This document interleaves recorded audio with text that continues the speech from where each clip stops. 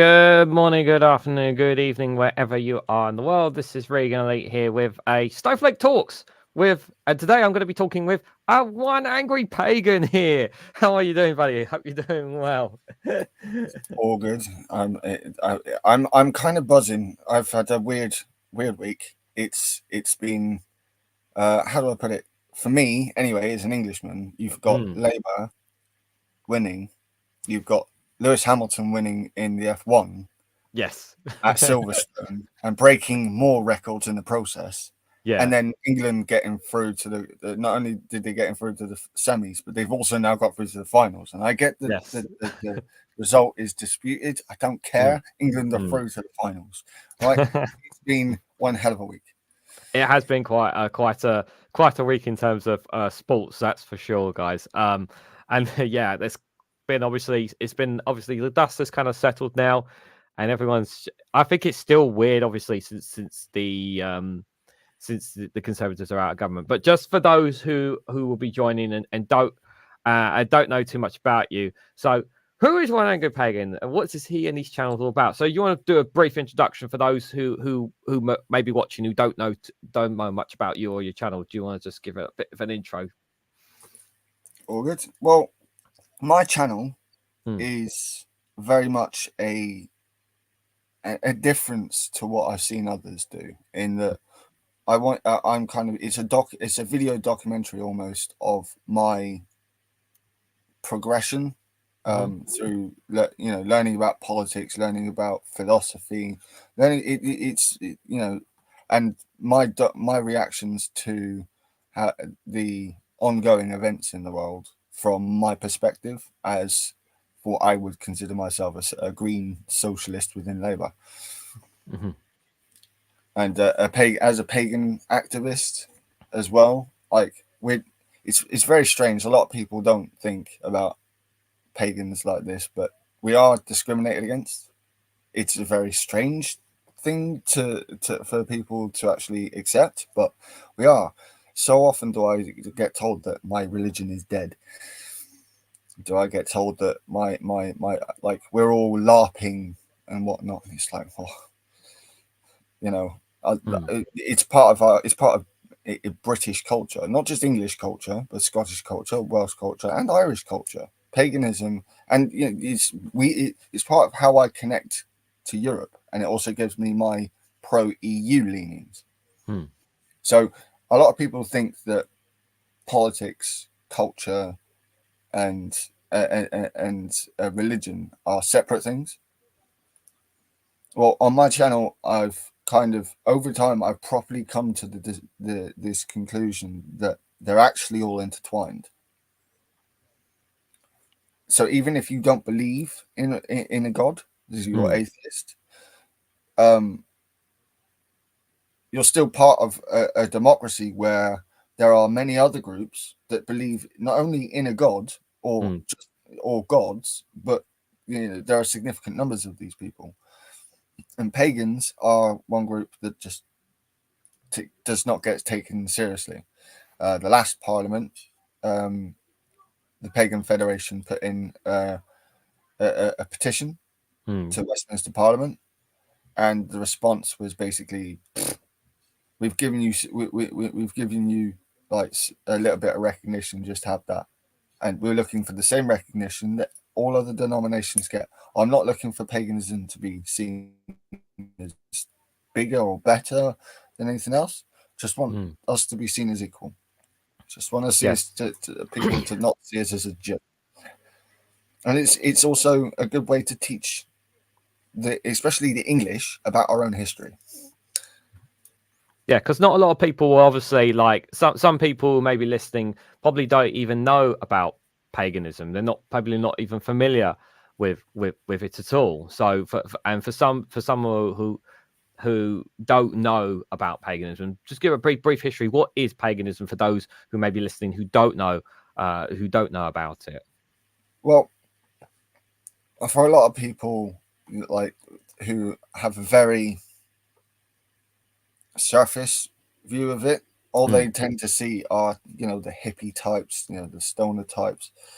They see eco-friendly people, which is true. That part is definitely true, and is partly true with the former too as well. But we're very proud of our history on these islands, and pagans we are polytheistic, meaning we believe in more than one god. These are things that were here before Christianity. Monotheism, one god religions were here. Now there have been two forms, at least, of main forms of paganism on these islands, both Ireland and on the island of Britain, as we call it, England, Wales, and Scotland. And so you had the Celtic branch of beliefs, and you have the Germanic branch of beliefs. Now, in England, it's more often seen that it's from the Anglo-Saxons to the Norse through the Vikings when they came here. Yes. They brought like there's plenty of evidence everywhere of the name of their gods in our culture, as well as if you look at Wales, and Scotland, and especially Ireland, you get more of the Celtic paganism. So and more often than not, it centers around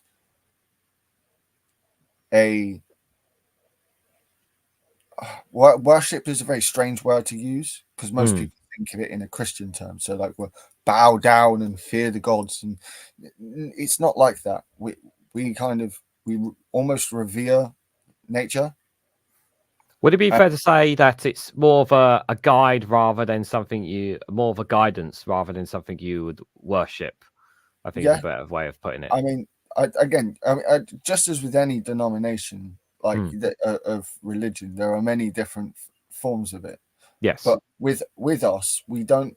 I mean, you get the nutcases, but by and large, we don't care if you have a different god or if you don't believe in any gods.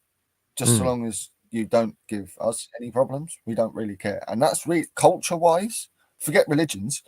Culture and society-wise, that was what it was like 1,500 years ago, when it was a norm in society to be polytheistic. We didn't care what the next town, the next people over were believing in. They had their own gods. We had our own gods. It was just a thing. Yes, we warred, but it wasn't over gods. It was over territory. It was over food. It was over water and whatnot. It wasn't actually over the gods. So we don't want to come in to society to create conflict. We do, like, for some of us, like myself, we want to come in and advocate for the environment. We want to come in and advocate for things that don't have a voice. You know, the flora and fauna, the plants and animals on these islands don't have a voice. And the Green Party is one good way to get out there. The Liberal Democrats seem to be pro-environment as well, for the most part, at least. And I'm very much on board with a lot of what Labour have said.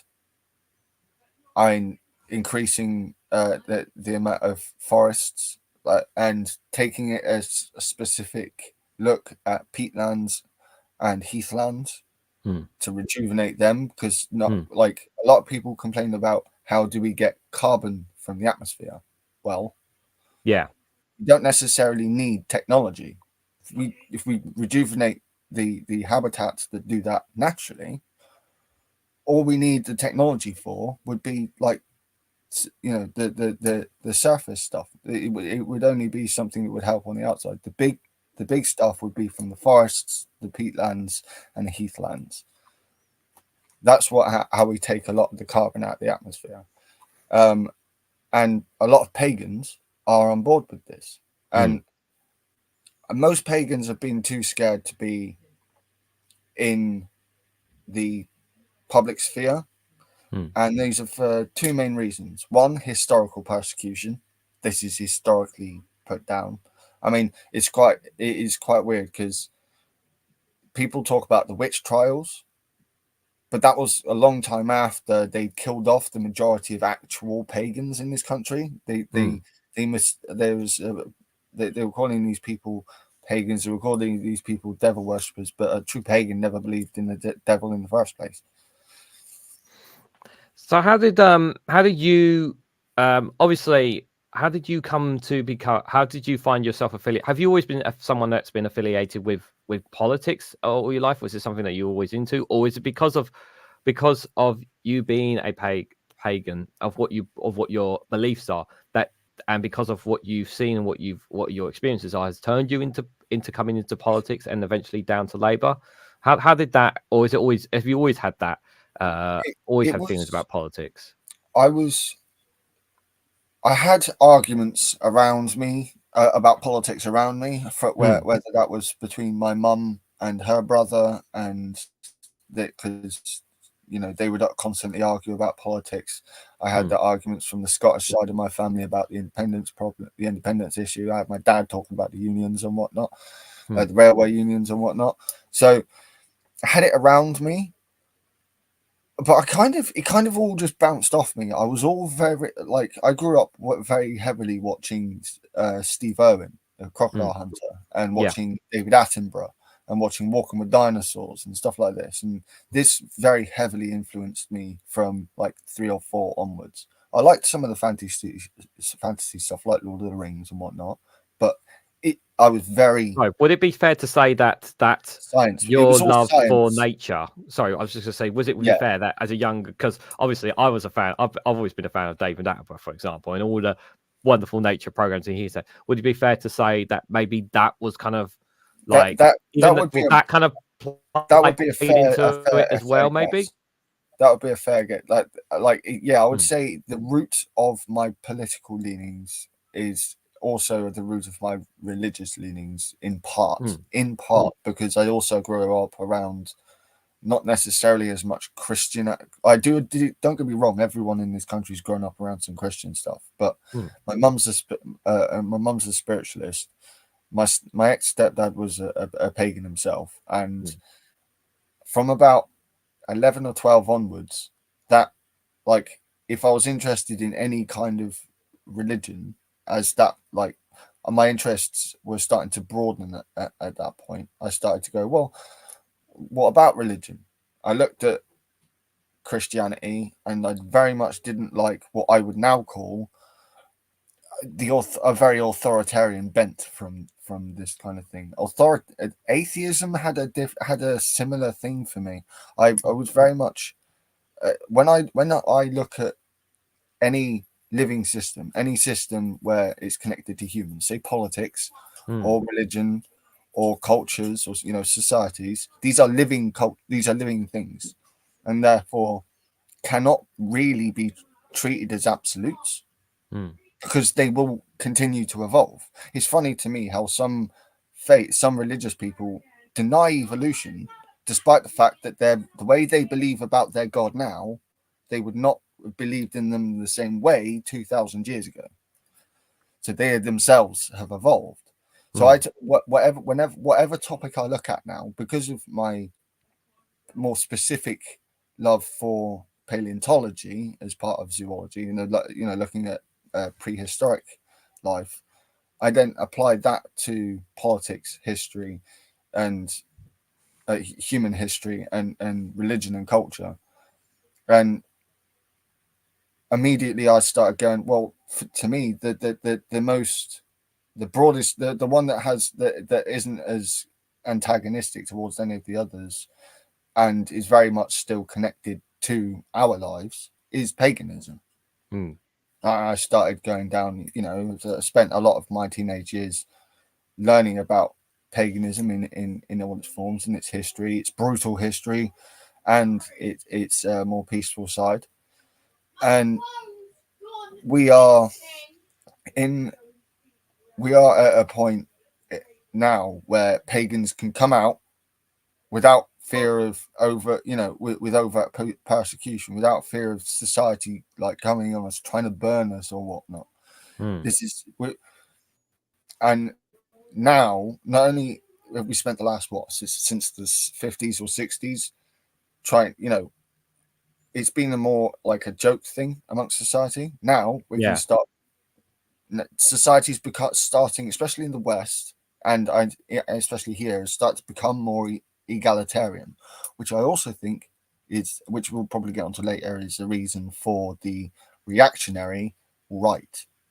But we'll get onto that later. And because of the paganism being such so multilateral, so broad church of a sort of ideologically speaking, if you're going to say, if we're going to use that kind of term, when it came to, I finally looked at politics when I was literally just after the Brexit vote, and I found out that even if I was interested, that I because I didn't have a fixed abode at the time, I couldn't actually vote.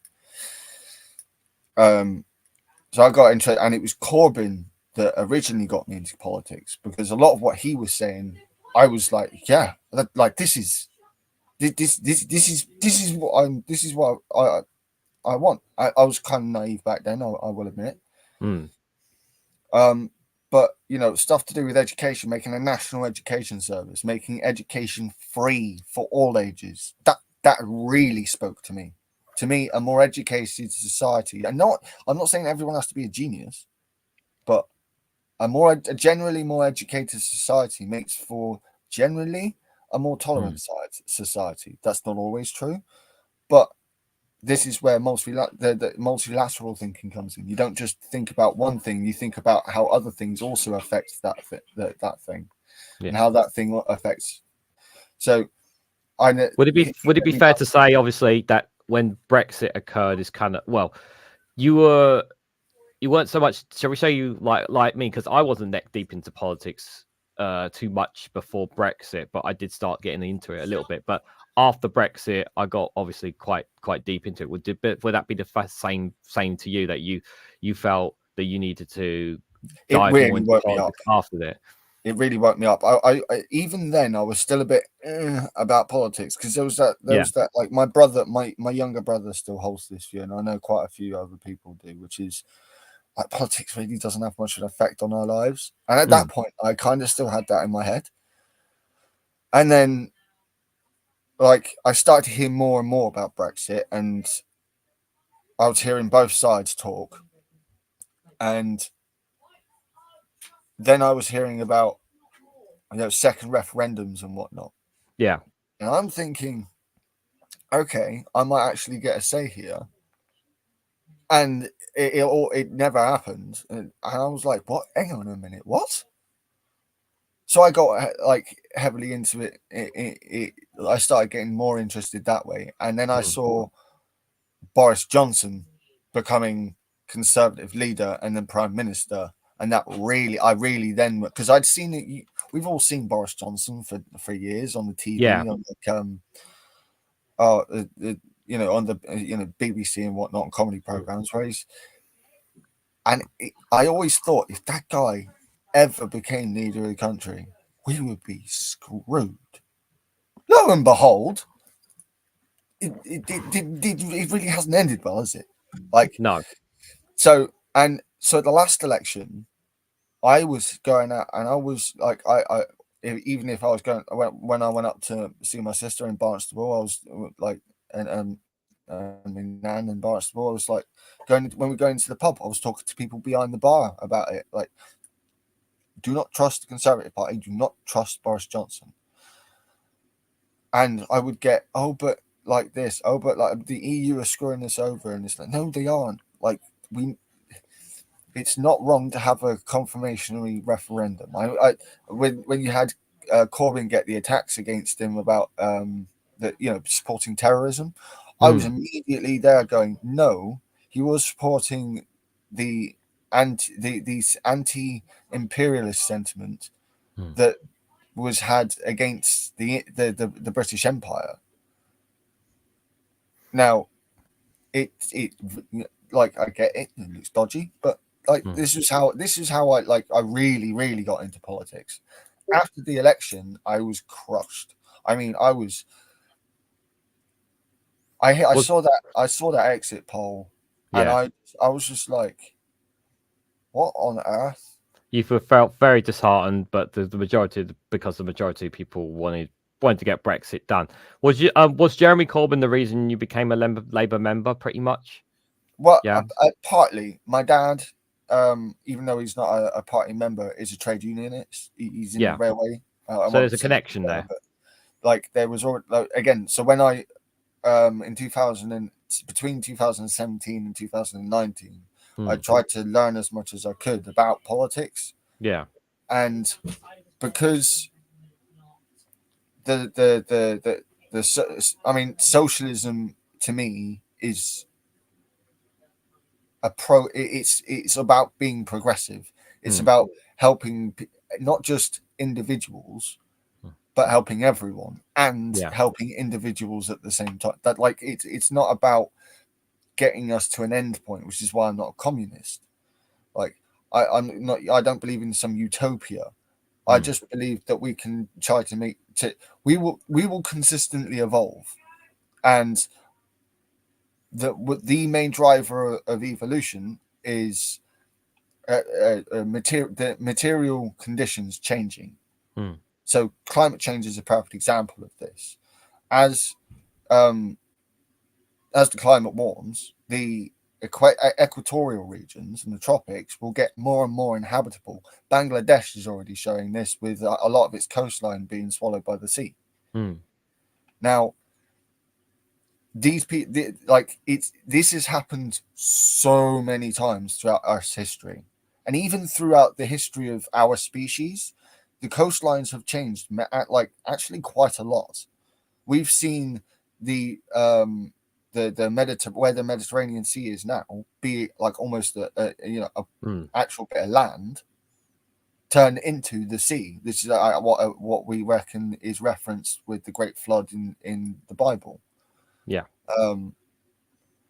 Now we know that these things happened back then, and they're likely to happen again going forwards. A socialist, a responsible socialist, shouldn't be going out onto the internet and going, "Oh, this is bad and that is bad." We know what's bad. Yes, it's good to educate people, but when you're talking to fellow people who already know what you're on about, you don't need to be educating. What you need to be doing is talking about solutions. That's where where I've sort of gotten to at my point on my channel. Labour aren't perfect. I've not left the Labour Party. Corbyn very much upset me after he didn't really support the people on the ground defending him, especially with the way he didn't support himself. He when he got attacks on TV defending him, he didn't really put up a great defense, and it left down to his supporters like I used to be. Yeah. To defend him. So, and then he refused to to put his backing into officially recognizing pagans. And I was like, I get you're an atheist, mate, but you're supposed to be for all people. You're supposed to be a socialist. So it's just pretty democracy. Yeah. So it's pretty fair to say that obviously it was, pretty much, but you've been most of your time into politics, obviously, like me, has been under conservative rule, and finding and being in the scene, hearing and seeing the damage, obviously, that's taken place by the Conservatives' austerity and whatnot. And then obviously you've saw an appeal in Jeremy Corbyn and the Labour Party. You've been a member since. But obviously there's been a change of the guard, and like you said, Keir Starmer has been perfect, but obviously now things have changed since then. So I just wanted to just a bit more. So for when did you exactly start your channel, and why did you do a YouTube channel? Is that just not just about obviously about paganism, but also about your talking about politics and trying to blend both of them in when you talk about things? Is that kind of what is kind of that it? Yeah, I mean, again, you got to consider that where I come from, it's well, where I'm coming from in my head, it's like there's no separate. There isn't much. Everything is one between it. They're all intertwined. Yeah. So they are separate pieces, but at the same time, those separate pieces are also intertwined. You can't really separate them, even though they are still separate. It's like how Neanderthals were well, they were still part of the Homo genus. We, as Homo sapiens, are part of the Homo genus. Not only that, but if you're from Europe, you're likely to have Homo Neanderthaler DNA in you, because that happened here in Europe as well as different types elsewhere. So just because, so they were two different types, but at the same time they kind of weren't. And it's, you apply that to this, it's called evolutionary epistemology. And so you're applying what we know about biological evolution to living things, essentially, and how they evolve, because everything evolves. And that's very much affected how I think about politics. And the Labour Party was, to me, it's the best catalyst for evolution at the moment. I mean, I'm not a full-blooded Labour. I'm more than willing to have my gripes, but as a practical socialist, as someone who wants to see, even if Labour only get 40%, 30 or 40% of what I want in, that's so much better than the nothing that I got, or worse than nothing than what I got under the Tories. So, and not only that, but there are many like myself actually still in the Labour Party. Not all of us left when Corbyn left. And we're continuing to fight for PR. We will continue to fight to rejoin the EU. We will continue to fight for many other things. There are many Green members of the Labour Party who, in their ideology, they are Labour, but they're more their ideology is more focused, like mine, on the environment, and the ecology.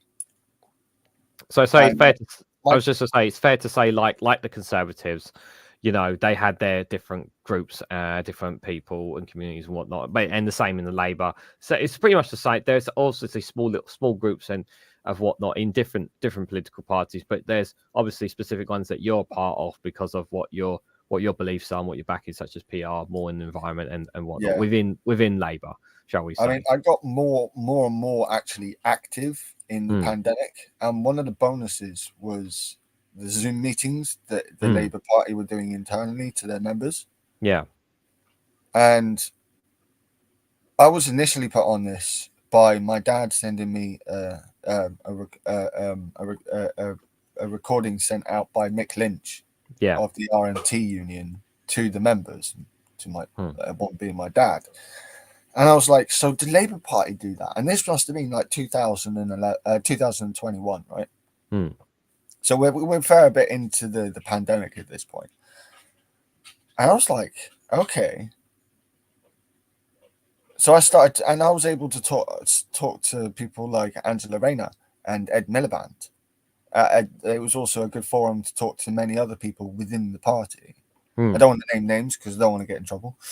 But, like, you know, naming Ed Miliband and Angela Rayner isn't a problem because everyone knows them. But, like, I don't want to name names just in case they don't want to be they don't want their name out there. But yeah, I've been, my channel's been going because of that inspiration, and partly, you know, the Russia war kicking off, and the more I was learning about not just politics but philosophy, I was starting to think more philosophically about how solutions can come about, how these things are happened in the first place, how these things are actually happening, and how do we actually deal with these things going forwards.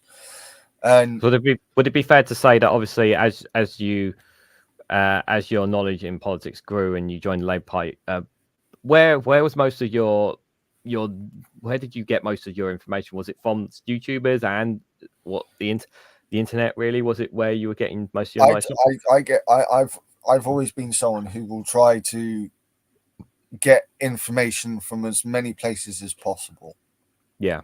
And in large part, that's because there's a lot from a scientific point of view, because you take as many samples as possible, and you look for, there are going to be many differences all around, but at the same time, you will also find a lot of similarity It might be a small region in a graph or a pie chart, so to speak. But there will be this similarity, and you want to look for those similarities. And it just brought my brain to thinking, well, again, so should we be wanting to only ask one group of people? Should I only be listening to one group of people? No. I ended up listening to people like Alistair Campbell and Rory Stewart on The Rest Is Politics more recently, and still I don't really watch BBC very much unless it's the BBC Politics Live thing, which I'll cover every now and again, and BBC Question Time. That's been quite interesting to do reactions for. I do sometimes cover stuff from from America because I watch a couple of American streamers myself. Yeah, and Vosh is one of the most common ones that I tend to watch. More recently, it's been one Dylan Burns, who's got a lot of experience with Ukraine. So it's for me, it's a case of, even if I don't agree with these people wholeheartedly, if they've got experience, like actual experience, rather than just saying they've got experience, then I do want to know about this. Yeah, my core philosophy is down to learning what the first wisdom I ever learned at around 10, 11 was I will never know everything. The second wisdom was that I should try to learn as much as possible whilst remembering the first wisdom. And I've tried to keep hold of that simple motto, so to speak, throughout my life. Yeah. No, that's great, mate. Thanks for that. I'm just going to have a quick hello in the chat, because obviously I normally say hello to everyone, but I haven't had a chance. So for all the people who are here, Billy Kershaw, good to see you there. Jow, good to see you there moderating. Dave McGuinness, obviously working. Good to see you, buddy. Hope you're doing well. Apologies, I missed those who didn't. Do check out youtube.com/2davies. They do a show every 4 p.m. every Monday and Thursday. Apologies for not being there. I had some other stuff I need to take care of, so I couldn't attend. So I do apologize. Stephen Banker as well. Good to see you. Genie Bottle. Mad Monk 33. Good to see you, buddy, as well. Number 3 is here. Good to see you. Number 3. Hope you're doing well. Just check. Joe Lefty as well, if I didn't say hello earlier. Simon says 55. Pedulous. Good to see you guys as well. And Think QA Library as well. Good to see you, buddy. And Steve McMahon, good morning to you. Hope you're doing well as well. Community Secretary Angela Rayner has decided there was an error in the law in the previous government's decision to grant planning permission for West Cumbria coal mine, so it's not going ahead. Interesting. Very interesting. Thanks for that information. That's quite amusing, actually. I thought the reasons original. Correct me if I'm wrong in the chat. I thought the original reason was they went with it. I thought they went. The reason was it was to provide it for the steel works, wasn't it originally? What was the decision for it? But coking coal. Yeah, that was originally the reasons for it. Good to see you around Scottish History, guys. Make sure you do check out Random Scottish History's YouTube channel. Wonderful history on Scotland there. If you haven't already subscribed to her channel, please do. Wonderful pagan history in Scotland. There's lovely, great stuff on the channel. If you don't, or if you're not already, youtube.com/Random Scottish History. Do check out the lovely work she does there as well. Yeah, I mean, obviously, there's obviously so much. Obviously, we talked a lot bit about yourself and your history there. But obviously, there is obviously, guys. If you have any questions whatsoever, feel free to put them in the comments, and obviously, we'll be happy to open book. Yeah, we're an open book here today. But there is obviously some news that we can talk about as well today, as well. An interesting one, obviously. That we've seen. There's a bit going on about Nigel Farage at the moment, obviously. That's kind of been happening today. So for those who don't know, I'm just going to... I forgot to share my screen. That would have been a bit helpful. Yeah, that should be... Make sure I get that up there. So yeah, for those who haven't seen, obviously, things have not gone well for things are a bit tensionous at the moment with Nigel Farage and reform, and as you can see here, Ben Habib got basically got kicked to the curb. It's probably because he's not an MP. So he tweeted today, I've just been informed by Nigel Farage that Richard Tice has taken over as deputy leader of the party. Consequently, I no longer hold the position. I'm considering my position more genuinely in light of the change. I have long held concerns about the control of the party and the decision-making process. I will reflect on all of this. The key for me is that Reform UK stays true to its promise to the British people. The movement that we have created does not belong to us. It belongs to the people. We are obliged and indebted to the British people.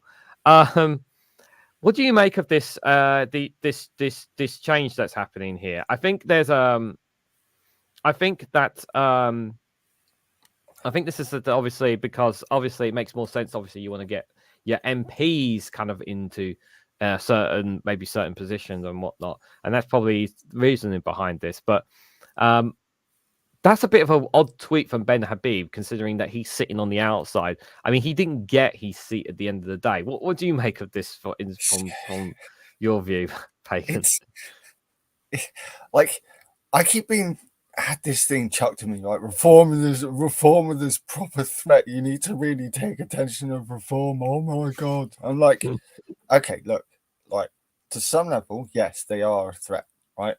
But I am actually kind of on like almost on board with this opinion that's going around in that Britain has kind of reached peak populism with Brexit. Yeah. And we're kind of switching the other way. I mean, a lot of the reform vote it turned out to be because there was some crossover apparently with some of the other smaller parties. Yeah. And so to me, that tells me that a lot of reform vote was a protest vote rather than being on board with the with all their policies necessary. Well, I say policies. But Ben Habib, the guy who, I'm sure it was him who sat around and said that like we should just let these people drown. Yes, he had the interview with oh god, what's her name on Talk TV? Oh, Julia Brewer. Julia Hart Brewer, yeah. And even Julia had a heart for some reason in that interview, which was kind of crazy. So this guy, this guy is complaining about things being unfair, coming out with that kind of crap, and then he, like, I mean, he was co-deputy until March 23 here, yeah, and it was like, well, up until that point, you had Richard Tice was the leader, right? Like nominally speaking, anyway. Because they always had Nigel in the background. It's just at that point, like everyone thought Nigel was going to stay in America with Trump, and Ben Habib thought like, oh, he was getting comfortable in his, he's I might be able to get a seat as well, and now he's all sore because things have worked out, in my opinion, as they were always going to. Like it's like. He's whining. In my opinion, he's just whining. He's being a whiny little gammon who can't take the fact that it was always going to happen, that Farage was going to come back, and because Tice is the one that's put the initial bankrolling stake into the company, because it's not a party, not a proper political party, it's a company, and so he was always going to end up as deputy leader. I don't like, how did he not see this coming a mile off? I think what was kind of interesting was that I think the timing of the general election also played a factor in Nigel Farage's return, because had the general election taken place during the US election, you do have to wonder, was Nigel Farage stepped in there? And part of that does cross my mind a little bit. And I'm thinking because of where things are. Good to see Paul Hamill. Hamill, I hope you're doing well, and anybody else, and Andrew Luke, who's popped in there as well. If I've missed anyone, good to see you all. I think I think that played a part in it. I do think as an MP, I do wonder if he, how much time is he going to put to his constituents, and is he going to be flying back and forth between America and the UK, trying to support or trying to get a foothold in America and its politics and whatnot, while also trying to be an MP. I don't see him doing that much. Like, I don't see him spending a lot of time actually on the benches, actually being part of committees and whatnot. I don't see that right now. It's entirely possible it may change, but just one or two things. He's screwed himself. Just one or two things, obviously, from here, guys. So it says here that the millionaire businessman Zia Yusuf, who emerged as one of the reform's most significant new funders, has been named as the party's new chair. So put a ton of money forward, and you get to be made the chair. The problem with Ben Habib wasn't that he was an MP, guys. He just didn't have enough money to donate. That was the problem. I mean, it was always going to be, when it came to deputy leader, Tice was always going to take that position. I don't know if anyone in the chat knows who this Zia Yusuf is. I believe he was. I'm quite actually shocked because I believe this came about during the near end of the election campaign. I believe this was the businessman, the same person that made quite a huge lump of money behind him, and he's not. And which kind of stunned a lot of people because correct me if I'm wrong. I don't think he's not a white person. Well, that sounds like an Islamic name.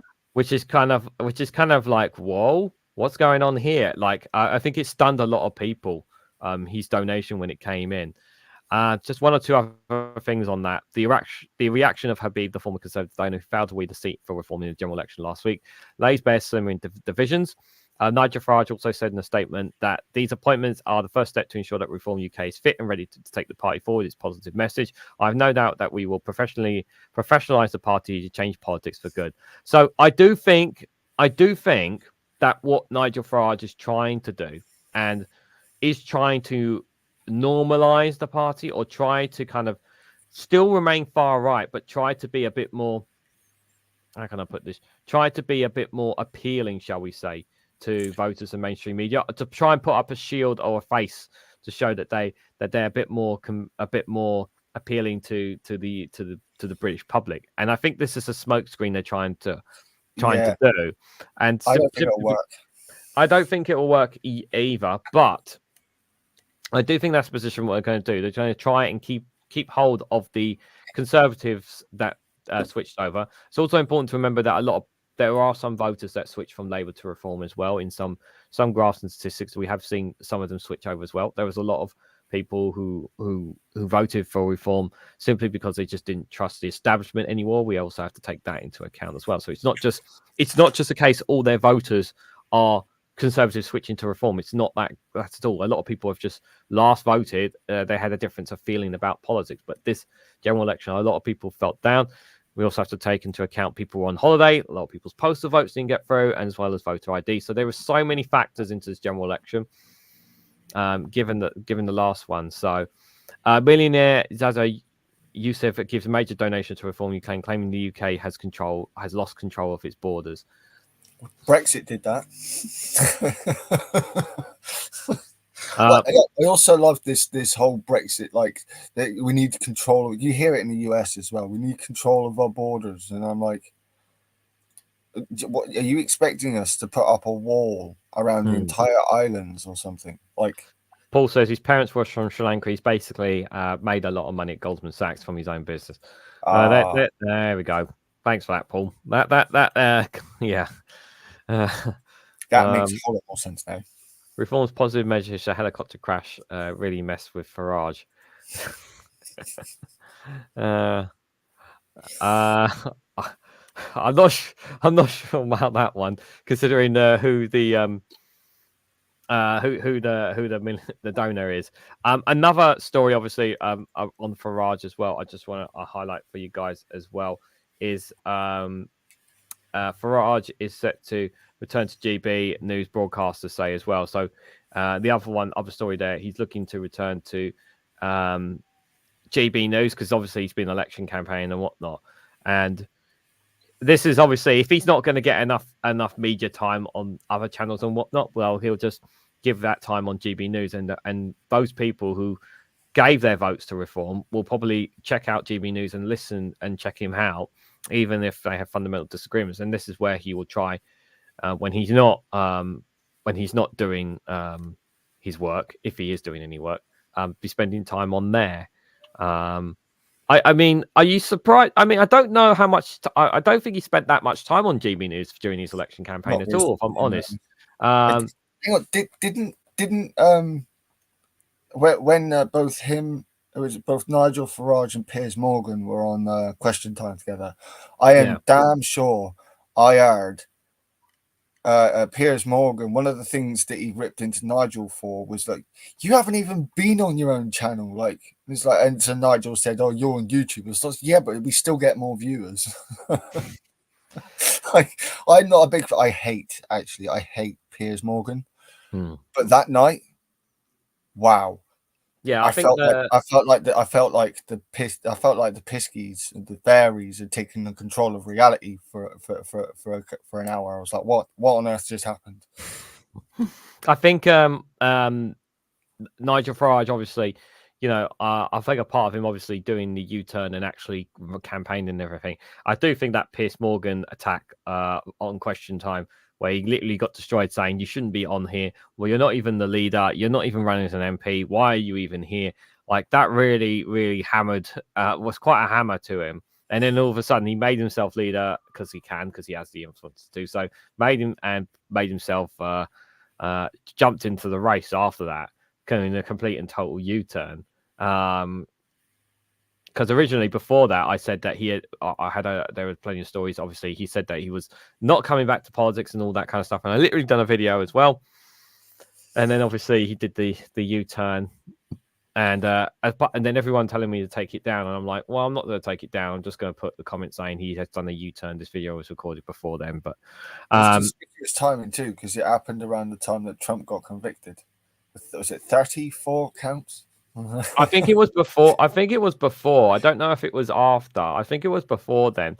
But sure. I just think that that Farage obviously returning to GB News will obviously allow him to get more, like, if he doesn't get enough coverage in other places, he's just going to use that platform to engage with his audience and try to continue to build on his audience.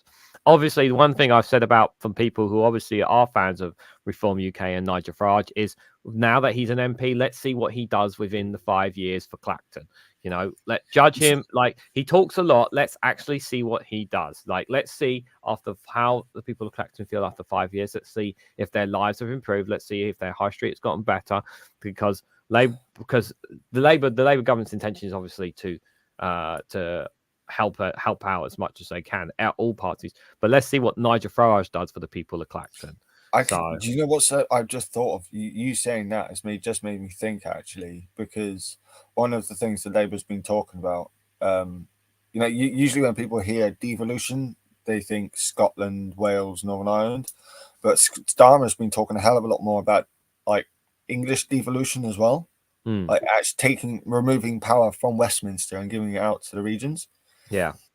And it just occurred to me then that if Labour do actually improve things, Farage could actually feed off the back of that and go, oh, look, well, I managed to make this place better, even though in this hypothetical, like, it's down to Labour's reforms and whatnot that things have gotten better. Yeah. That has just occurred to me. But then, do I think Nigel's that clever? That's like, yeah, that's my other problem. Do I think, I know he's cunning, but do I think he's that clever? I don't know. That's an interesting question. Wonder when Labour will crack down on second jobs, etc. That is something that I'm sure they will look at.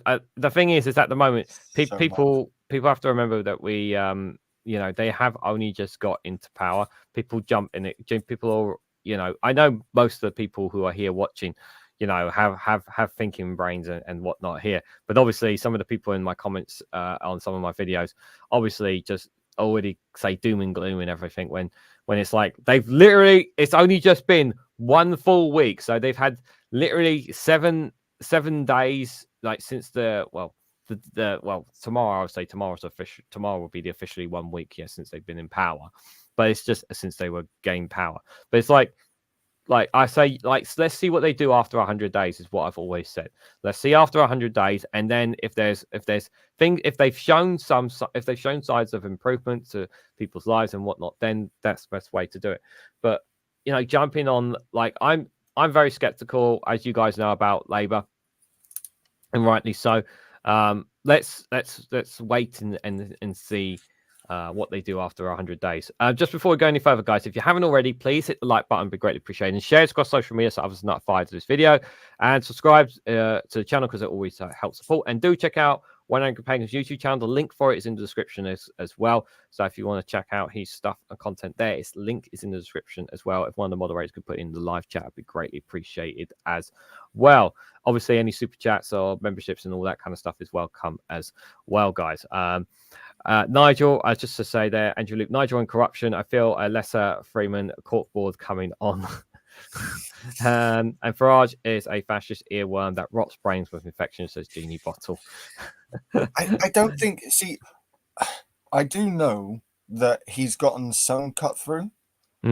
However, when I look at things across the board, when you look at the like our generation and younger, whilst some of them found some appeal, most of them didn't. The majority moved to parties like Labour or the Greens or Lib Dems or SNP in Scotland, although that didn't go as well as I was expecting, to be fair, for the SNP.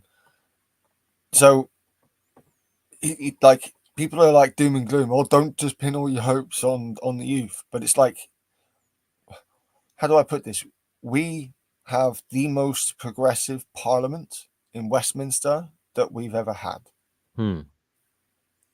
People can quibble about this, but there are more MPs in Parliament that are pro-EU than are not. There are more MPs in Westminster Parliament that are pro-PR than are not. There are more politician MPs now in Parliament that are definitely pro-Palestine than are not.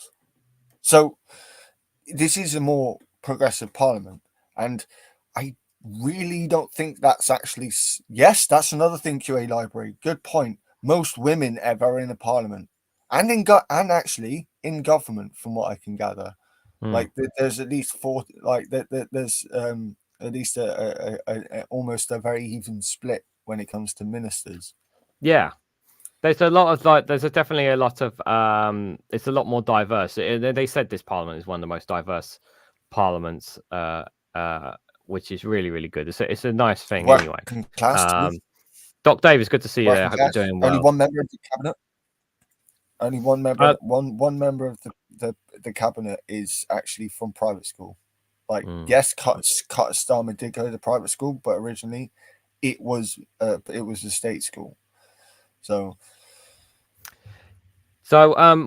let's talk a little bit about what Labour are doing. So one of the stories that we have here, obviously one of the biggest issues, obviously, is there's so many issues, guys. Obviously, as you guys know, is the prison crisis, and the Keir Starmer obviously is not ruling out 20,000 prisoners being released early. I'll just show you guys the story from.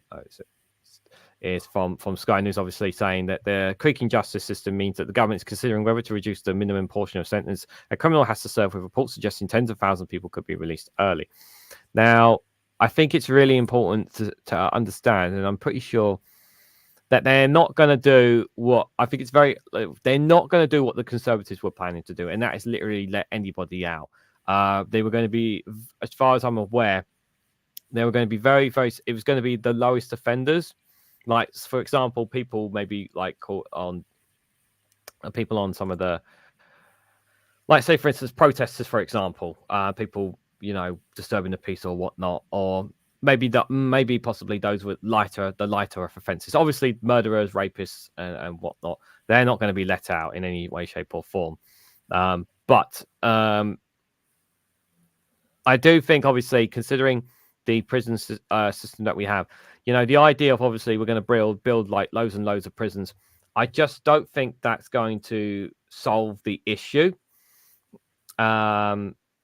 It's the problem is obviously, and obviously, as one or two of you have mentioned in previous live streams on the channel, on my channel, is obviously about the rehabilitation, and ensuring that the prisoners, obviously, when they get out, they don't come back in, that they actually return to society in a much better way. They come out as a better person. But this idea, obviously, of letting out 20,000 prisoners early, it would just depend on the kind of prisoners that are released. Now, I've just had a quick scroll in there. I didn't see if there was any specific details on there, doesn't seem to be in no. this one. But how do you feel about the prison system right now, and what Keir Starmer's planning to do on it? Well, I mean, at the moment, we're not getting anything overly specific. I mean, from what I can gather, there are still going to be prisoners that will have to be let go because, as Starmer rightly put in when he spoke about this, you can't just make new prisons in a day, in a week.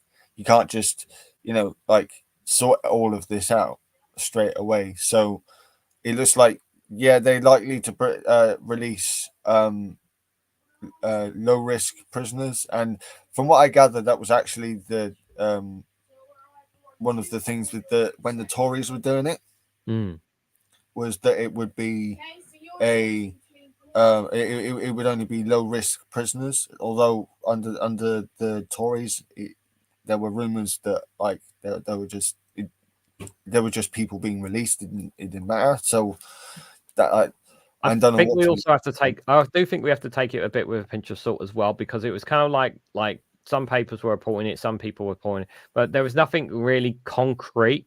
I just want to point this out here in the on the thread as well.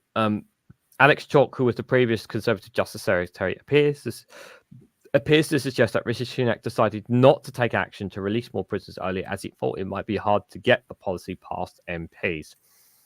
So apparently, we don't know that. We don't know that for sure. Goodness.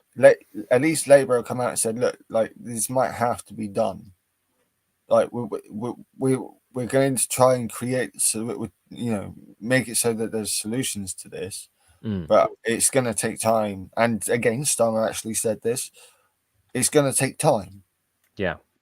You can't expect this out of us, even in 100 days. This is going to be a multi-year project to fix this system, and that's just we're just talking about prisons at the moment. I think also there was a bit of talk during the election about how close they were coming to overcrowding, and both main political parties had to have conversations with civil servants and whatnot about the situation, because that's how bad it was.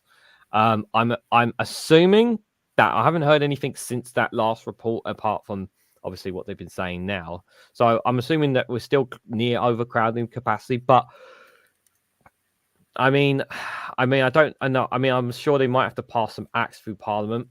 I do know that these Keir Starmer, there was one story I've seen that about he was obviously going to make MPs sit on Fridays to get get legislation through as well. I don't mean tomorrow. Don't think tomorrow Friday, but obviously the date of, hold on, where's the, got the calendar here. I don't know why I got it on the floor. Apologies. The King's speech obviously is on the 17th of June. So that's next week Wednesday. So it's entirely possible, obviously, after that day, Thursday and Friday, he will have them sit down. The MPs sit down and try and get some legislation through. 17th is the date of the King's speech. So probably Thursday and Friday, obviously, they'll be working days. So I'm assuming on those 2 days, he will try to get some legislation through. I don't expect the prison one to be on, but obviously there are some obviously other measures he will try to get It won't have long, because apparently the rumors about them not that about Starmer not doing summer recess, apparently that was just conjecture. Apparently summer recess is going ahead, and that's partly, or at least in large part, because civil servants had actually booked time off, already booked time off before the election for this period, as well as some Labour MPs. So it's like, okay, that's fair enough. But so they, if I remember rightly, Parliament rises on the 30th of July. Someone in chat can correct me on that. I think it's the 30th that Parliament rises. So Labour have got a very short amount of time before summer recess, and then I think when they come back, they've got a short amount of time before it's conference season. So we won't really see anything from Labour properly, I don't think, until later on this year, coming into my next year, or yours, right at the end of the year, going into next year. So, like, it's especially so has to be done. Yeah, they haven't.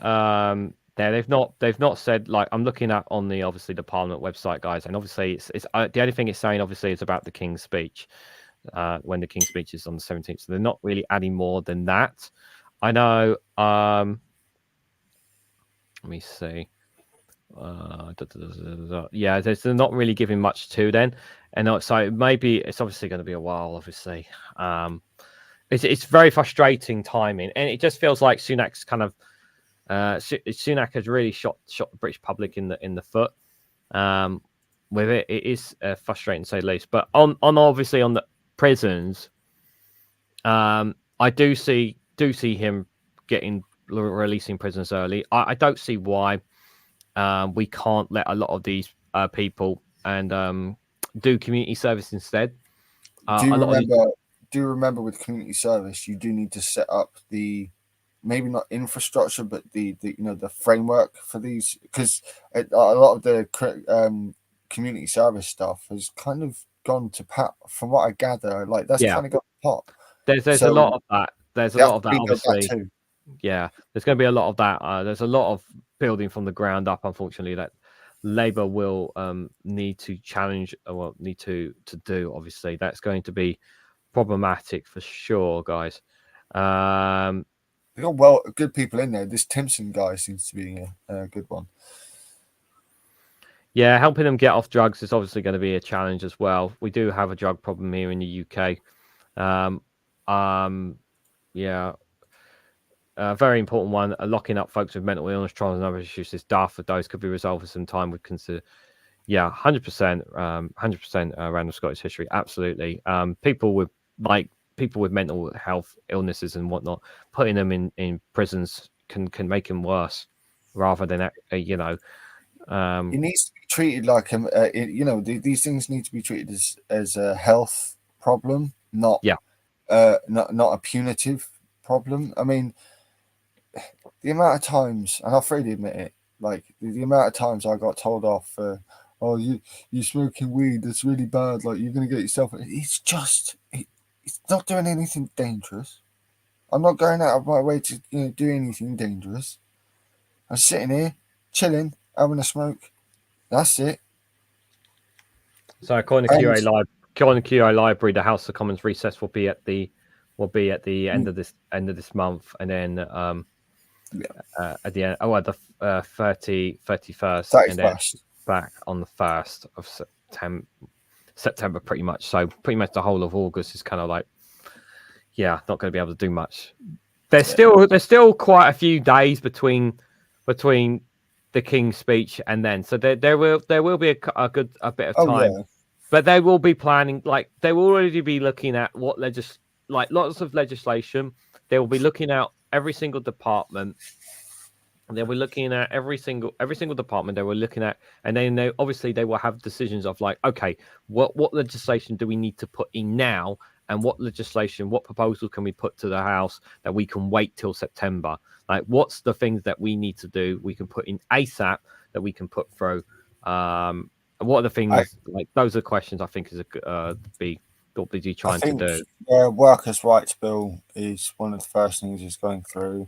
From what I've been seeing, it seems like water is going to be one of the first things it goes through as well. It wouldn't surprise me if they're already working on trying to speed up, trying to reform the housing, and what was the other one I saw? Oh, that was right. It was from Rachel Reeves. Rachel Reeves came out and started talking about the National Wealth Fund, which I've got questions. When I next get to talk to some higher ups in the party, I've got questions about that. I absolutely 100% agree with that. I hate people being looked at like that. It's the same thing about homeless people who come across on the. It's the same people with the. It's the exact same thing with homeless people on the trains asking for money and whatnot, and people like don't give them money because obviously, oh, they're just gonna waste their money on drugs. And it's like, do you have any idea what it's like for a homeless person? Like, you have no idea what it's like for some of those people. They for them it's the drugs, helps them, keeps them cope, keeps them insane. There's all sorts of reasons why they need it. And we just assume that people they're just gonna, rather than, oh, you should just be buying food and or give you food and water, but instead of giving you money, or it's just like you just don't understand what people are going through. But the Conservative Party have been so disconnected from the average Joe on the street. Well, in modern day, there seems to be this rejection. Again, I'm bringing up my more pagan side of here, but there's a rejection of naturalism. Yeah. And by that, I mean, humans aren't the only species that look to get off our tits. Yeah. Sorry for the language, but many. I'm not monetizing this live stream, so any super chats and whatnot are welcome, guys. By the way, so cool. Yeah, you can go ahead and swear if you really want to. I think I remember seeing in a local paper down this way in Devon. A few years back, there was a bunch of weed dealers were getting chased by the police, and they chucked a load of their weed that was in bin bags into a field, and these sheep were just munching on it, and it was just like, oh, nice. And then there was you got hedgehogs. They'll quite happily munch on fermented fruit, which gets them a bit drunk. Bears and me know to do it. So there is actually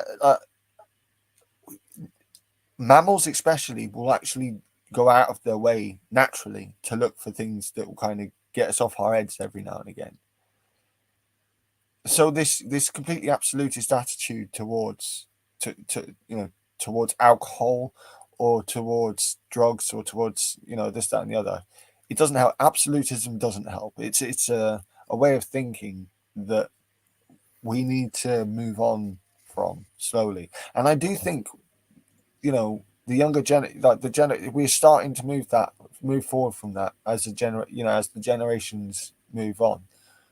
There's a lot more of a small L liberal attitude towards this stuff amongst the younger generations than there was in our parents, grandparents, and great grandparents' generations. Not to say that all old people are stingies, but it's there in the data and is borne out by real life anecdotal evidence.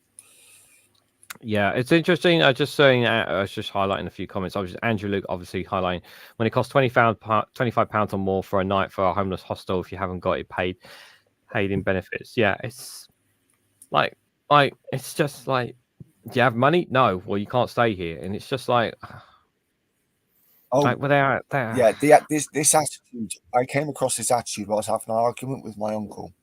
Now, he calls himself a liberal, a classic liberal, and for my example, I was saying how I as I said earlier, I like the whole thing with free education, no matter what age you are.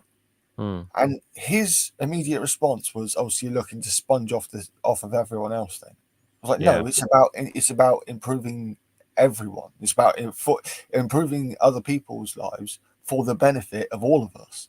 And he was like, no, that's just sponging. This is an attitude I think is still, it's actually fairly common across England, especially.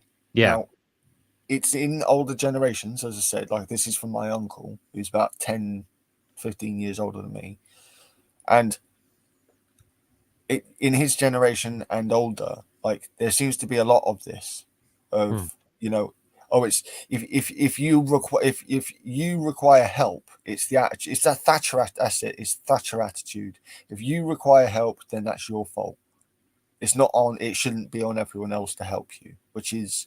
Yeah, they want to. The perception and the idea that the Conservatives is that if you're not successful in life, well, it's your fault, and that in life you should not expect handouts. Now, for me, there is a balance here where that there are people in society who can work and be successful.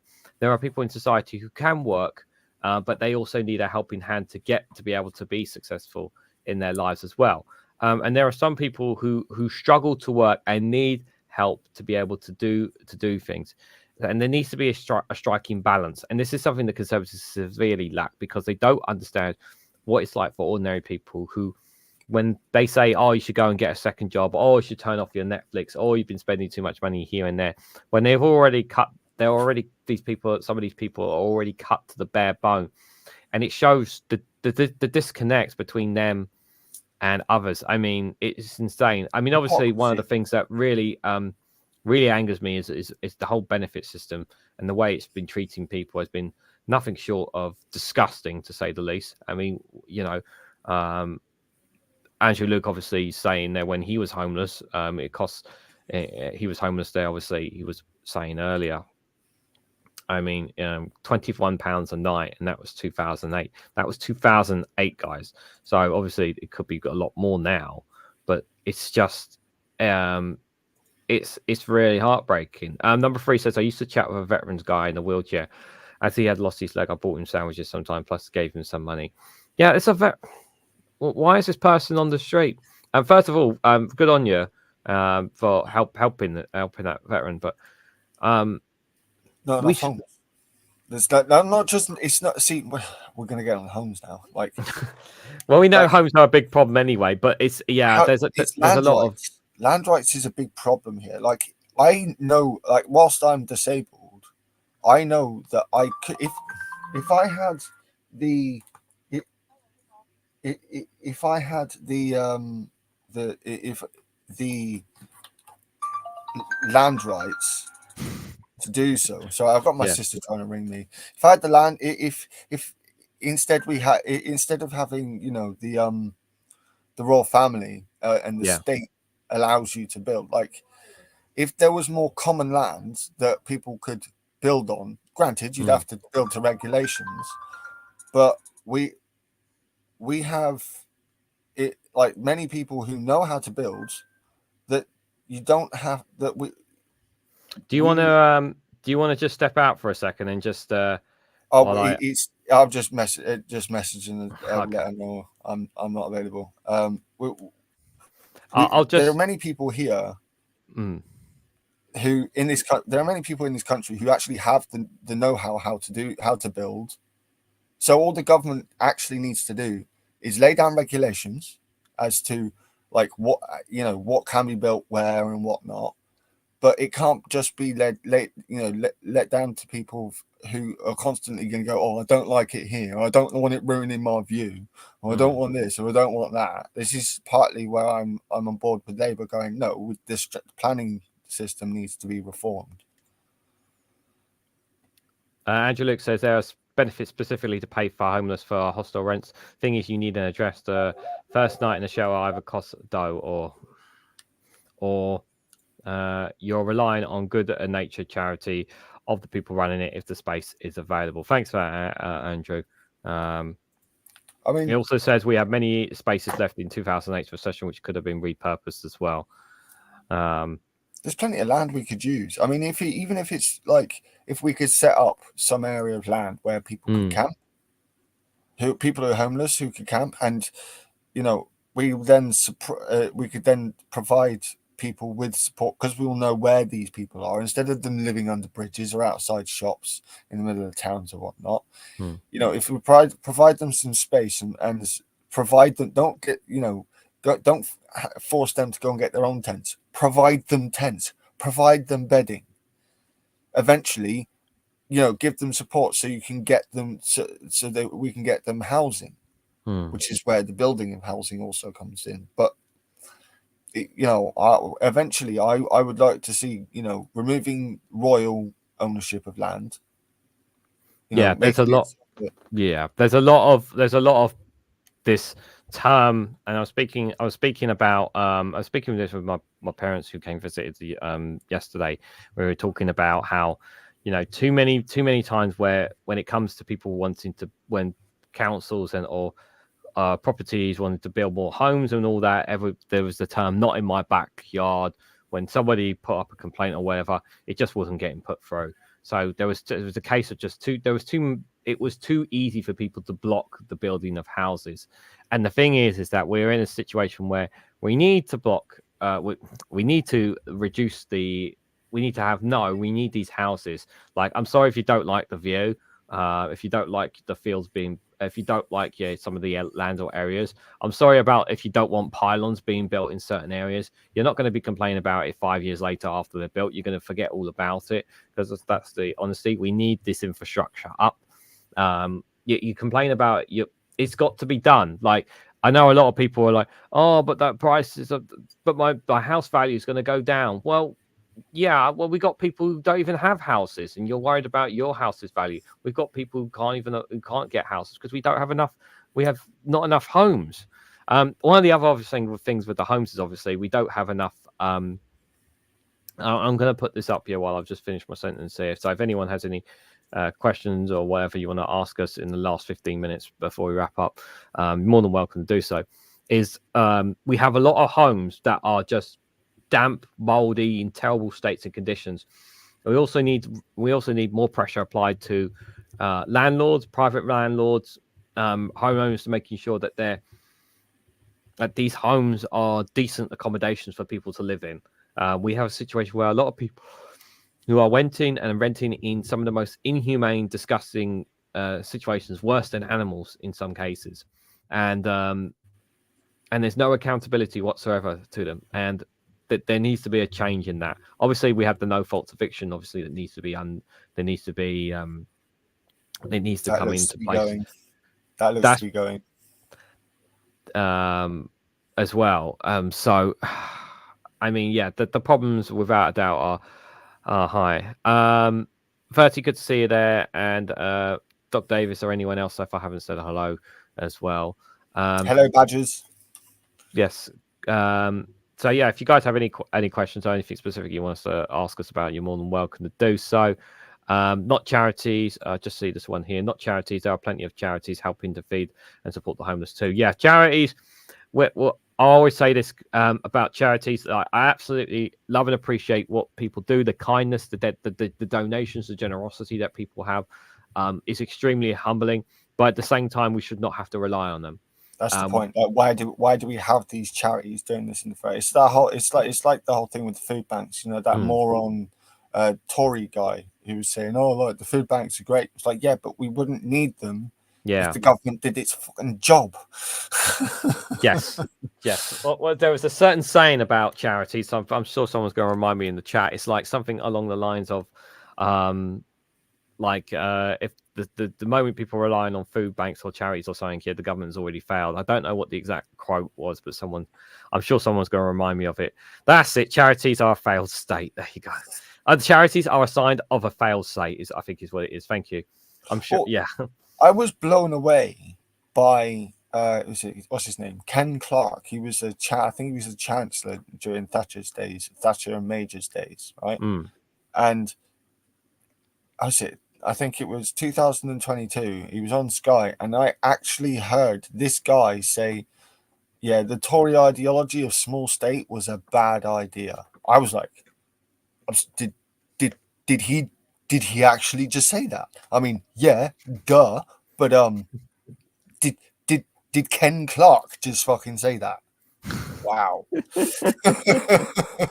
Like Tories are finally catching some Tories are actually finally catching on to the fact that we need a state. Like as it is now, anyway. Like so as it is now, we do need a state to help us with, you know, with the running of our lives. We can't just be laissez-faire fucking economy and what. So yeah. First question from Andrew Luke there. Which Discworld novel best addressed the social inequalities, Pagan? Ooh. Discworld novels address different address different social inequalities. So Equal Rights, book 3, addresses the gender problem and how men are, you know, are seen as, again, random Scottish history, really good one. Yeah, Monstrous Regiment, that's a perfect example of the gender one as well. And then you've got books like Jingo, which really speaks to the racist attitude or a jingoistic attitude, especially of British people. And it's, I mean, the way that Terry Pratchett speaks about this stuff, if people are interested in comedic books, but which do actually are very relatable, read the Discworld novels, especially from like book 6 onwards, book 5, book 6 onwards. They become a lot more relatable and very alarmingly, very, like, there's a lot of similarities that I'm picking out with what's been going on over the last 20-30 years and what's going on now. Just, check out Discworld, and also check out Andy and his mate PJ on their own podcast on YouTube. Interest. Yeah. Thanks for that, Pagan. Just to say, Duke Vengeance, good to see you, buddy. Charity is a cold, loveless thing. If a rich man wants to help the poor, he should pay his taxes gladly, not dole out money at a whim. Clement Attlee. There, quote. Great one there. Thanks for that, Duke. Much appreciated. Now, another question here. Question from Jao is: how do you think Labour will be able to fund all the measures they are planning? Where is the money going to come from? Well, you see, there's this thing called the magic money tree. You see that the Conservatives claim that they have whenever they need money for their own deeds. So we're going to use that magic money tree. Well, okay. So when it comes to funding, there are actually a number of different ways they're going to get money. So again, I'm not an economist. So I'm just going off of what other people who know better than me have said. And for a start, they're going to be trying to claw back a lot of the fraud money. Now, will they get back all of it? The contracts, and that, yep. And not just that fraud, but other fraud. There's a good 100 billion or something that Rishi Sunak as Chancellor just went, fuck it, it's fine. Which Labour have actually committed to going, no, we're actually going to try and claw as much of that back as possible. Yep. They're also going to be cutting Tory waste. One of the big reasons that there has been such a big hole in the finances is because of Tory middleman waste in like procurement in all sorts of areas, from the army to the NHS to education. So they're going to be trying to cut most of that out. They can't do it immediately because, you know, contract law and whatnot. But like they'll be, it's the same with the water. As soon as they can, they'll be trying to cut that out. There's the cutting the tax loopholes, especially for the wealthy. That's one of the non-dom status is what they're getting rid of. They've got the ones that they've mainly been talking about, but then you've got ones that, from what I can gather, there are more than 100 of these tax breaks that Labour just haven't spoken about because there's so many of them. They've just picked out the ones that people are going to be able to, you know, stick in people's minds. They haven't ruled out certain. There's also certain taxes that they said they are not ruling out rising as well. And it's very important that people understand the perception that taxes are a good thing. Taxes are not a bad. Cutting taxes is a bad thing. Keeping taxes and raising taxes is a good thing. The question is of where you raise those taxes and what are you taxing is the question. Because people have this perception that always taxes is a bad thing. Taxes is what funds public services. Taxes is what make your buses run. Taxes is what. Taxes is.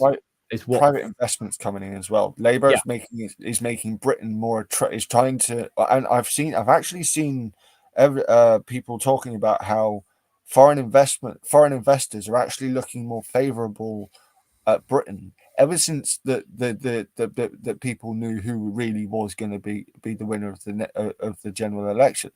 Like they've been looking at Britain going, this actually could be a place to invest now. Like that's another place that money is going to come in from. Now people are going to be like, no, we don't like private investment. I don't like private investment. But again, we live in a democracy, and the Tories have like wasted a lot of our money. So we are going to, at least at first, going to have to rely on some public funding from somewhere. And if it's coming from people who, whilst they have their own agendas, well, they're not malicious people. They just got the money there, and they want to go, look, we can help out if you're willing, if you if you need it. And there are going to be others that are wanting to go and invest in this anyway, because there are rich people who also are sick and tired of public services being shit. I've also seen that. I mean, there's a lot. There is money there in certain places. Jow. It's just a case of obviously lots of different places of finding them. Yes, of course, there's about recovering the money, as Pagan has said, but there's lots. There's simple tweaks to the tax system that they could do. Also, some simple tweaks that can raise money as well. So I definitely do think that there is going to be money appearing in a few places. Oh, sorry. So I thought there was someone calling me. It's outside. It's all right. So there's definitely money there. It's just a case of just obviously finding that there. Is there any chance this Labour government will pursue criminal prosecutions against Tories and allies on executive of white collar crime? PP would be the obvious one, and others. Let me answer this one. So there obviously, like we said, obviously they're going to try and pursue the money. As for whether there'll be criminal prosecutions against Conservatives and allies, I'd like to say yes, but I just don't see Labour doing that, because it will create a perception. Simply because it will create this perception that if they did, it would show that they're going after their political opponents for political purposes, rather than them going after them for the crimes that they committed. I 100% agree that that they should be in prison, and they should face criminal prosecutions. Some of these Conservatives for their actions, but I don't see them doing it simply because of the perception that it would create by some people in the public's perception of, they're going after politicians. What's to stop them going after innocent politicians? That perception is what will come feed into the mind of some people, especially those who are Reform voters or Conservative voters, right wing, who consider themselves right wing along those signs. They will feel that a sense of that Labour are being unfair in any way, shape, or form. Most people, and I'm sure most people on me would agree that they should be facing it. Hell, Boris Johnson should go in jail for what he did with Partygate and everything. He was under his watch from that time. Sunak should be done for treason.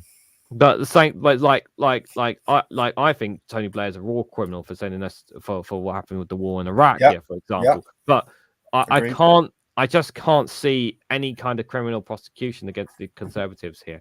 I know it could happen. I just can't see it. I know it really a roundabout way.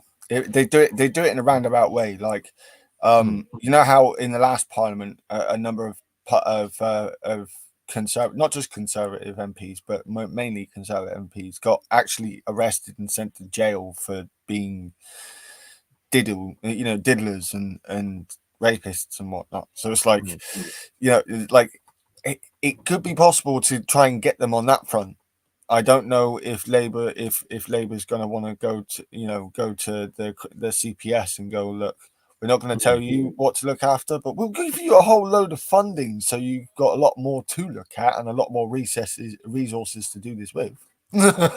It's like they could do things around the back corner. Whether they will, I actually think it's kind of a 50-50, and I don't think it's an ease. I don't think they either will or they won't. I think sometimes they will, sometimes they won't, and I don't think they'll do it just on the fact of they're Tories and they did wrong. I think they're going to have to try and do this sneakily if they do it.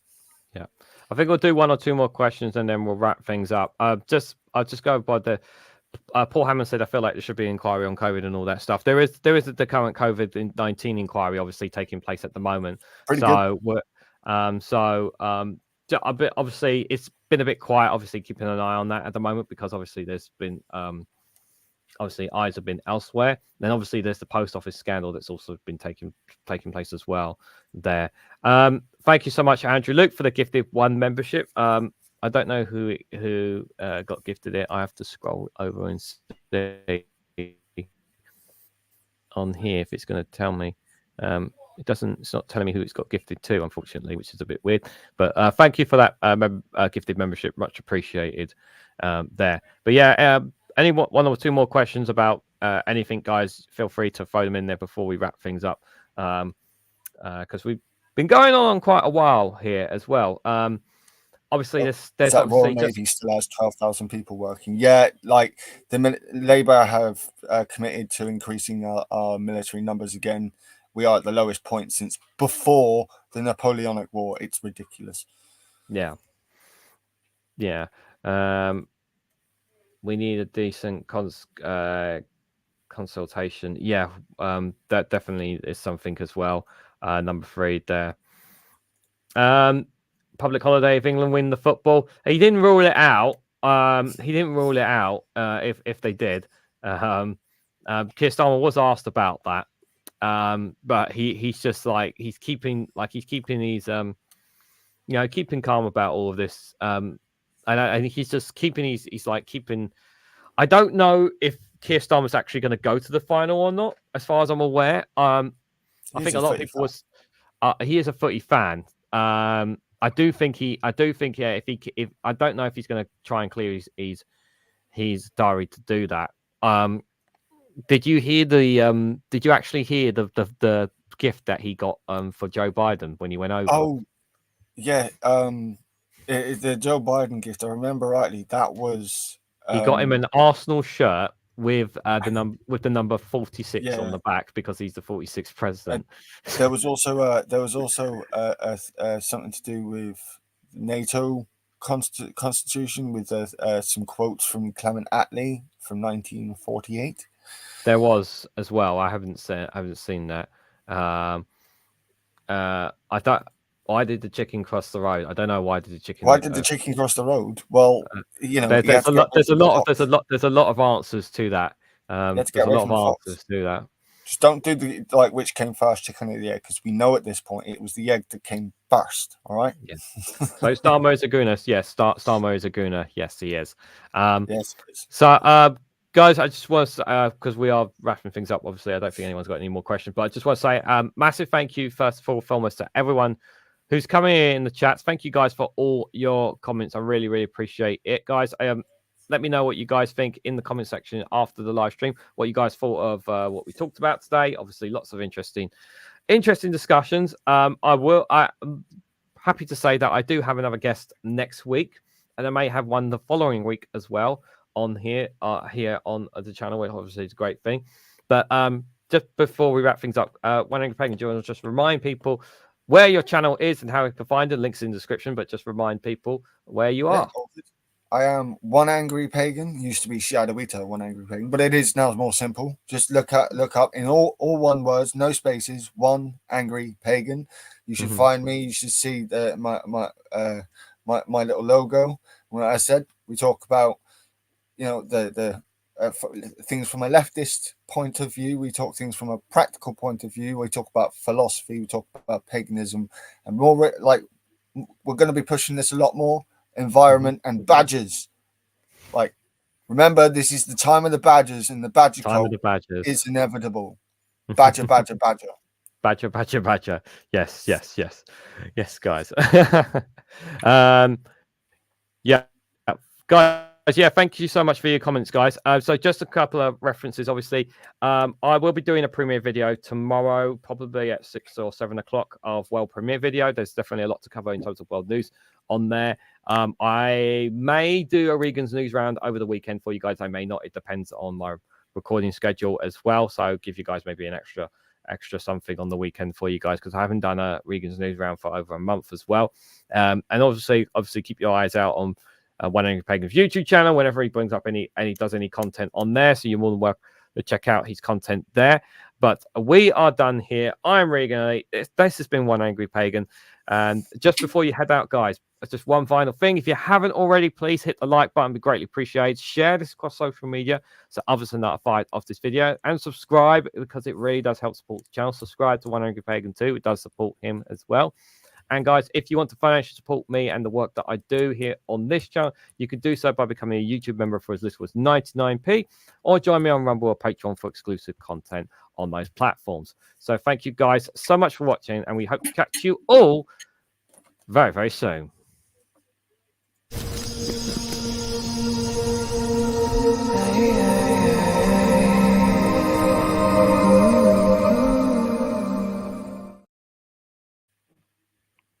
Damn it. I was supposed to get the time.